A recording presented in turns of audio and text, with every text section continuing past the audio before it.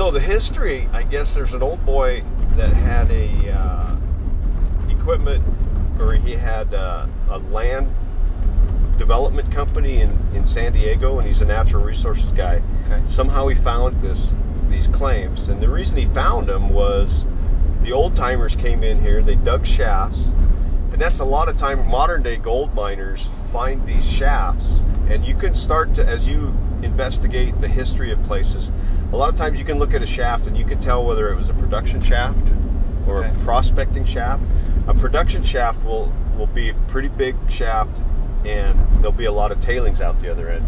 Whereas opposed to a prospecting shaft is where a guy dug a hole, he thinks there's gold there, he went in, dug down, didn't find any gold, so it's not a working. Is that what these are? These prospecting These are shafts? working. Oh, they're working. Well, what they were doing is because the gold on a placer mine on an ancient riverbed is always going to go down to the bedrock, and it settles, it's heavy, and it settles on bedrock.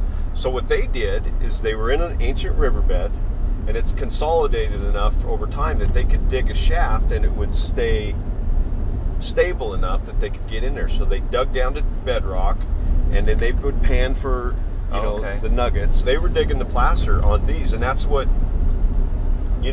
made these guys go here. And then they see that there's gold, and then they start prospecting, and now all of a sudden it's a full-blown mine.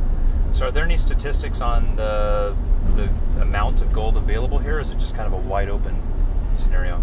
The problem is nobody keeps records. A lot of these guys, you hear stories of old guys putting their nuggets in their backyard.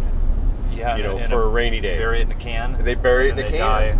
And so they never tell you the truth.